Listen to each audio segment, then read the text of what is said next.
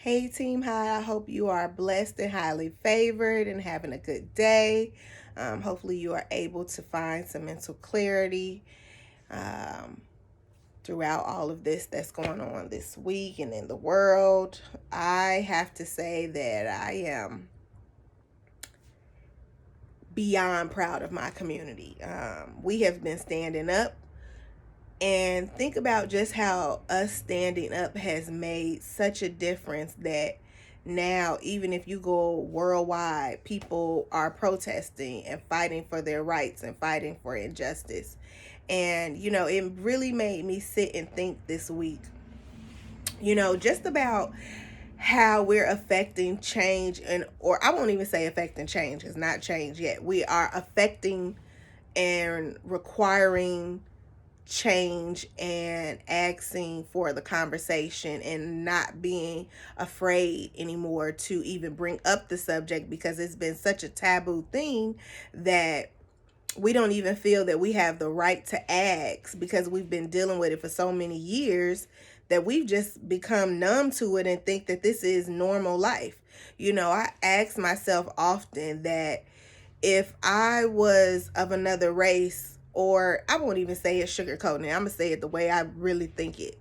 I've been saying it for years. If I was white, would I be like the rest of them, waking up and thinking that black people are making this up? Or, oh my God, we're so dramatic. Like, it was 400 years ago. Stop talking about it. Like, this is a new day.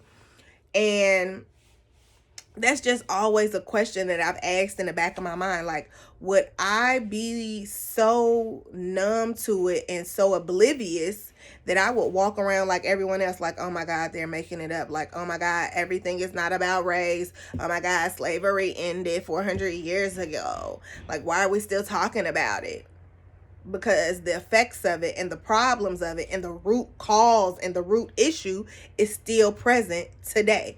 And for so many years, we have been afraid to talk about it. Like, we just take it in silence, just gulp it, and just, I've talked with friends this week talking about, leaving work from corporate America or being in the bathroom at corporate America in tears because we are not being treated correctly, and we have no one to stand up for us, no one to talk to. And even when you say HR, and I have been the victim of this multiple times, in one of my places in employment where they did not like my natural hair and told me I was unpolished, and, really had people coming to me about my natural hair. And what's more devastating is when they send someone who looks like you to talk about it. Then the next time they send someone to look like you who has natural hair, which is already insensitive in itself, and not understanding the fact that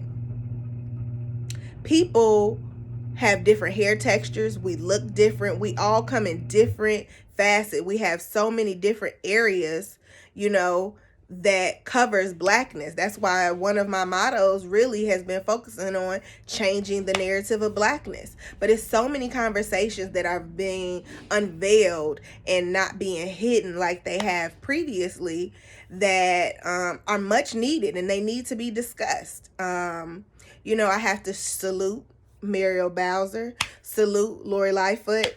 These two mayors, honey.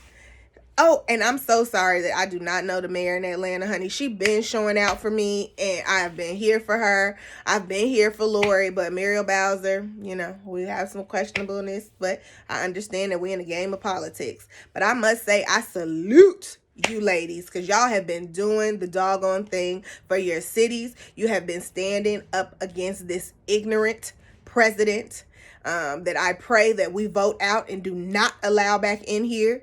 And Atlanta mayor straight up was like, no, we're not doing this. No, we're not going to be opening and being dangerous for our city. And then when she was forced to, because the governor forced it, she still made her declaration. And she never sugarcoated or shaded or ran from, her true opinion and how she felt about it and how it was going to affect her community. Muriel Bowser, she showed up and showed out this week. Like, honey, if you have not been to DC, let me paint a picture for you. 16th and 8th Street is like the block that's at the end of your backyard. If you've seen the White House, you see all those grass barriers. 16th Street goes a large portion of it. But 16th and 8th Street is where you turn and you're at the back of the White House.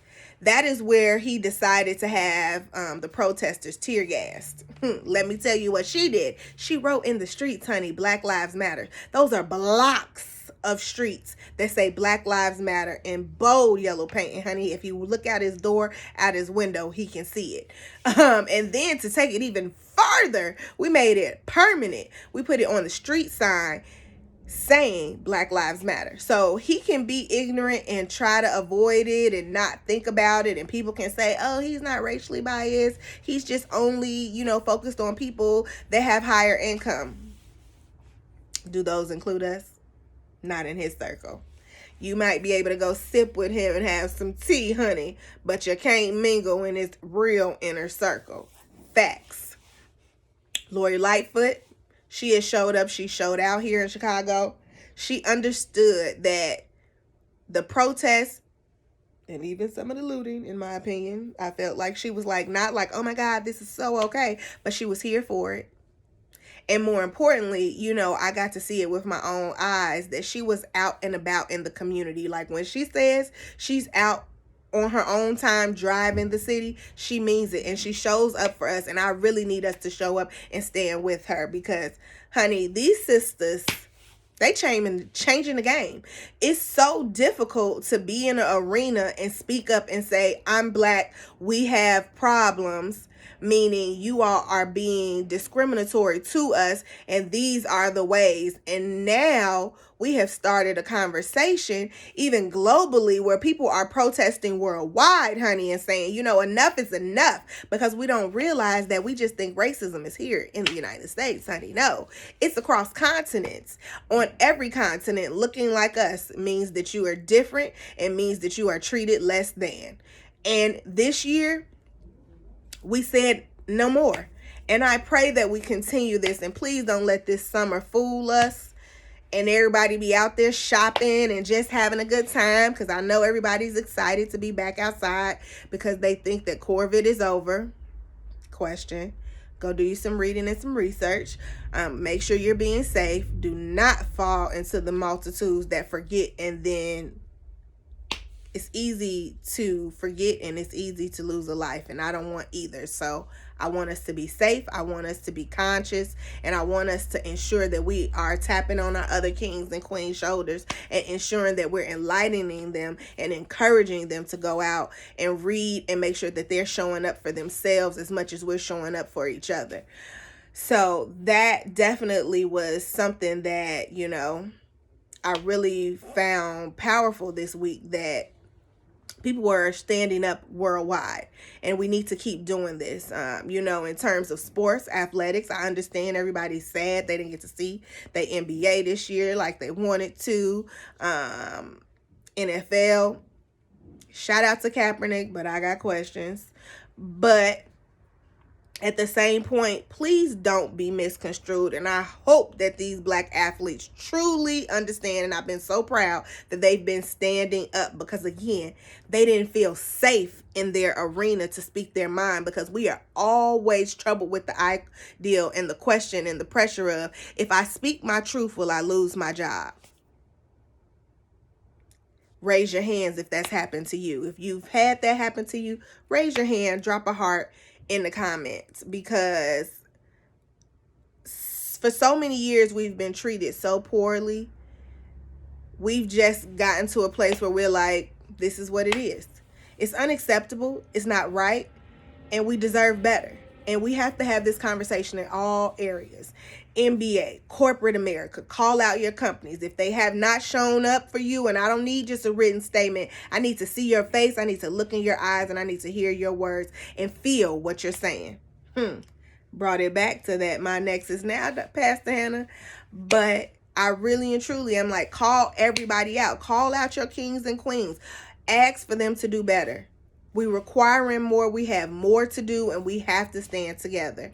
If you're a Black-owned business in the Chicago area, please drop your name below, because we are trying to do an event on June 19th and I want to invite you. So make sure you're standing up for your community. If nobody else is going to do it, who you waiting for to do it? I'm calling you out. Yes, you. All right, see you all later. Make sure you are staying hot. I have so much to say that I am going to go ahead and just record my next video right now, because this is really just speaking to me and speaking to my mind and my heart. So stay safe, be protesting, because the war is not over. This is just the beginning. All right, see you all next time. Stay hot.